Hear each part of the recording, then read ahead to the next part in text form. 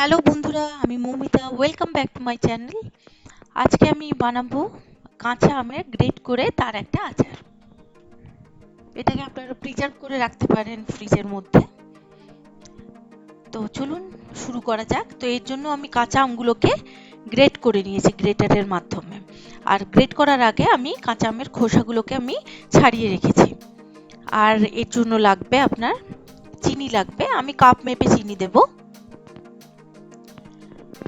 আর লাগবে roasted cumin powder, মানে গোটা জিরেকে কড়ার মধ্যে কিছুক্ষণ নেড়ে ওটা হালকা যখন ব্রাউনিশ হয়ে যাবে তারপর ওটাকে গুঁড়ো করে আমি একটা কৌটোর মধ্যে রেখেছি।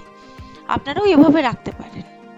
তো চলুন শুরু করা যাক। এবার আমি কড়াতে জল দিলাম। প্রথমে অল্প পরিমাণেই জল দেবেন, কারণ এটায় অল্প জলের মধ্যেই আমটাকে আমাকে ফোটাতে হবে। তো আমি ওই জল অনুযায়ী আমি আর আমের টক মিষ্টির উপরে ডিপেন্ড করে আমি এখানে 2 কাপ চিনি দিলাম। আপনারা আপনাদের অনুসারে প্রথমে আমটাকে দেখে নেবেন কেমন টক বা কেমন মিষ্টি, সেই অনুযায়ী আপনারা চিনির পরিমাণ বাড়াতে কমাতে পারেন।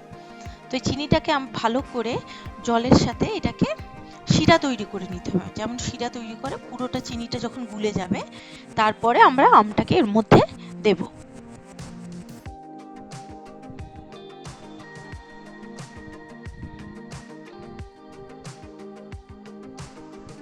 আর মাঝে মধ্যেই আপনাকে নাড়তে হবে, তাতে কি হবে চিনিটা ভালোভাবে জলের সাথে ভালোভাবে মিশে যাবে।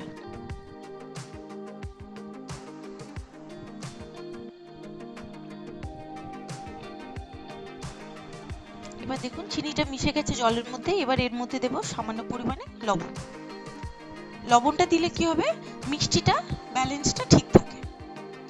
যে কোনো মিষ্টি খাবারের মধ্যে যদি আপনি হালকা পরিমাণে 1 চিমটে লবণ দেন তাহলে ওর স্বাদ আরো বেড়ে যায়। তো এবার আমি কি করব, শিরার মধ্যে ওই গ্রেটেড করা আমটা দিয়ে দেব। দিয়ে ভালো করে খুন্তির সাহায্যে ওটাকে মিক্সড করে নেব শিরার মধ্যে।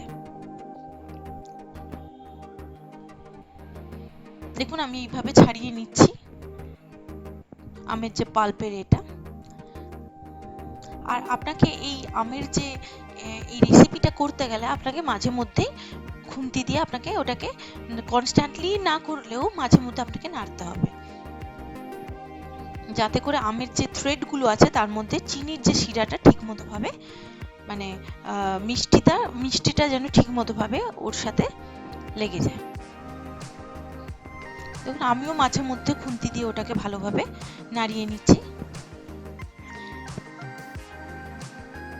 এইভাবে বেশ কিছুক্ষণ আপনাকে করতে হবে। আর শিরাটা যাতে থকথকে হয়ে যায় আমের সাথে সেটা দেখতে হবে। আমি কালারের জন্য এখানে কিছুটা গুঁড়ো হলুদ ইউজ করছি, আপনারা চাইলে রঙও ব্যবহার করতে পারেন।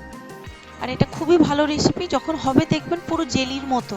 এটাকে আপনারা রুটির সাথে খেতে পারেন, এটাকে আপনারা ব্রেডের সাথে খেতে পারেন, খুবই টেস্টি লাগবে খেতে। একবার আপনারা ট্রাই করে দেখবেন এটা বাড়িতে, আশা করি আপনাদের ভালোই লাগবে।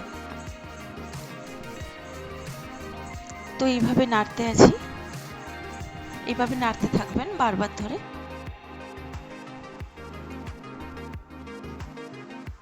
দেখুন আস্তে আস্তে যে আমের যে পাল্পটা ওটা ট্রান্সপারেন্ট হয়ে যাচ্ছে, শিরার সাথে মিশে যাচ্ছে। এবার এর মধ্যে টেস্টের জন্য কিছুটা পরিমাণে আমি দেব ওই রোস্টেড কিউমিন পাউডারটা।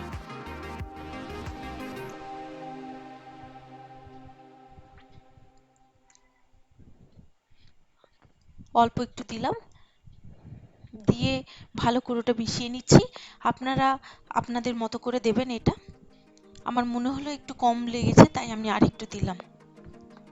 দিয়ে এটাকে ভালো করে মিশিয়ে নেব। তবে এই আমের যে আচারটা হওয়ার পরে এটাকে আপনারা ঠান্ডা করার জন্য টাইম দেবেন। আমার আচার প্রায় শেষের পথে। এবার এটাকে আমি ঠান্ডা করতে কিছুক্ষণ রেখে দেব।